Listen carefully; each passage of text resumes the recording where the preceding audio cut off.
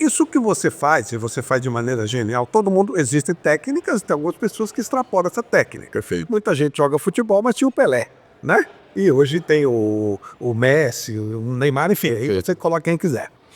Isso que você faz, as pessoas comuns, é que elas estão vendo ali, elas podem aprender, talvez não chegar no seu nível de conhecimento, mas elas podem ter uma noção, existe curso, existe como fazer isso? Ótimo, ó, ótima pergunta, eu vou te responder ela com uma referência bibliográfica. No finalzinho, quem quiser ler o Telling Lies, né? Em tradução livre seria Contando Mentiras, livro do PhD Paul Ekman. É um livro recheado de artigos, né, de pesquisas conduzidas ali na Universidade, se eu não me engano, de São Francisco, que era o professor Paul Ekman, era professor emérito, e conduz uma série de pesquisas para responder perguntas como essa, e uma pergunta no final é assim: as pessoas podem estudar isso, elas podem ficar melhor? Será que alguém já é melhor por natureza, sim ou não? E ele conduz um estudo muito interessante, que é assim, ele chama pessoas de diferentes áreas profissionais, então ele chama psicólogos, advogados, e se eu não me engano, pessoas ali da área policiais, enfim, da área da segurança. E ele divide em 2 grupos. Um grupo, psicólogos, advogados e policiais, que nunca tiveram treinamento algum em análise das emoções, análise do comportamento não verbal e análise da desonestidade. E o outro grupo são pessoas que passaram por um mini treinamento ali de mais de 4 horas. Então ele ministra um workshop e ele vai lá e coloca esses 2 grupos para analisar situações de mentira, né, de contextos reais onde alguém está dissimulando ou contando a verdade. Então, vídeos de audiências públicas, vídeos ali onde uma pessoa, um suspeito está falando sobre o caso, se ele é culpado ou não. E o que ele observa? As pessoas que têm um treinamento de 4 horas, um pequeno treinamentozinho, elas performam cerca de 20% melhor do que aquelas que nunca estudaram isso na vida. Então você pode estudar sem problema nenhum, porque assim, a gente já tem naturalmente algumas formas de reconhecer isso. As pessoas reconhecem microexpressões faciais, emocionais de maneira natural. Por exemplo, muitas vezes você, quando tem criança em casa, a criança não sabe explicar, mas você sabe que tem alguma coisa errada. Pelo olhar dela, pela vozinha dela, né? Uma criança que está triste, amuada. Você não chega perguntando para ela, acho que você está triste. Você chega perguntando o quê? O que aconteceu? O que você tá com essa cara? A gente naturalmente, instintivamente percebe isso. Algumas se aprofundam. E as que se aprofundam conseguem ter uma precisão muito melhor, conseguem ter, assim, uma observação realmente muito melhor. Cientificamente falando, você consegue ter um olhar melhor da situação. Mas a observação ela é natural. Todo mundo, em teoria, já nasce de fábrica sabendo observar o comportamento emocional. Isso é uma herança evolutiva que a gente tem em comum, né, que foi algo necessário para os nossos ancestrais há 60, 50 mil anos atrás, saber reconhecer emoção. Porque pensa comigo, né, Flávio? Eu tô lá, caçando um grupo, 50 mil anos atrás, e de repente a gente vê um predador. Não tinha como eu virar pro cara do meu lado e falar assim: ô irmão, ó, um tigre dente de sabre ali às 14 horas. Então a reação mais inteligente biologicamente que o corpo desenvolveu foi arregalar os olhos para ter mais entrada de luz, para observar mais a ameaça, emitir uma contração na face que fosse visível pelo grupo inteiro e emitir um grito e sair correndo. Então esses comportamentos eles se mantiveram como uma herança evolutiva, biologicamente dizendo, mas dá para ficar ainda melhor, cara. Ou que treinamento você fica ainda melhor.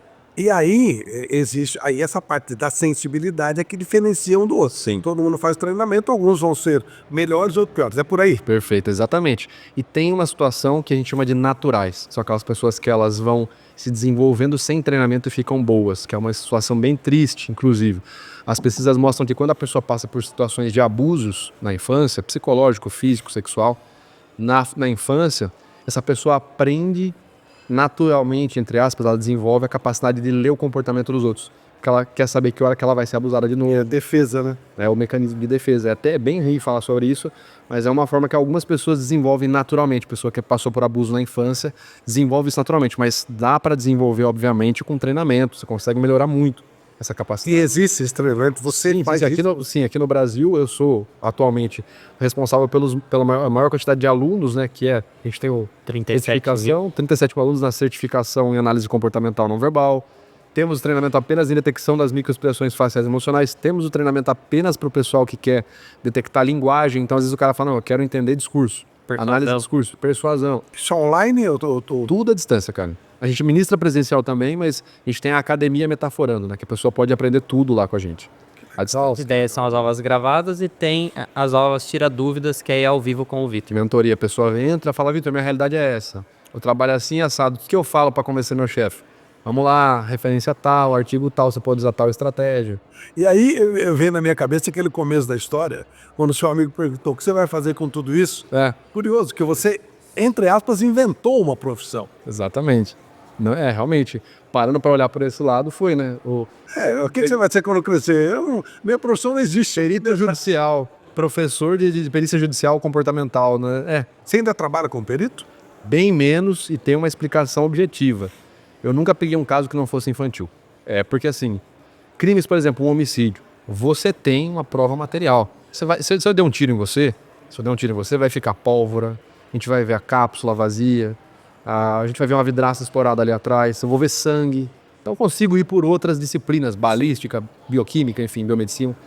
Num crime sexual é a palavra da vítima contra o acusado. Muitas vezes não tem nem câmera, porque pensa que o cara que vai abusar, ele não olha e fala assim, câmera, deixa eu ir ali na frente da câmera e cometer o abuso.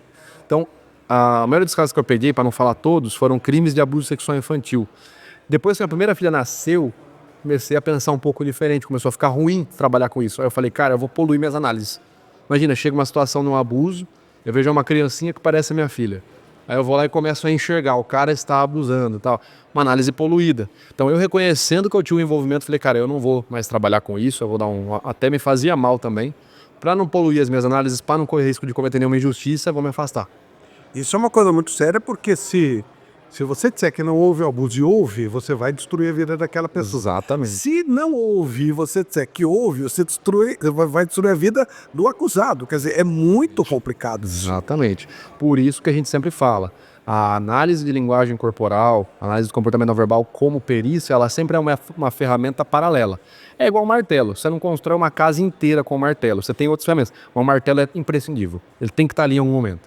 Sabe, no acabamento, na finalização, no processo de você colocar um quadro, tem que ter um martelo. Mas não se faz uma casa inteira com um martelo.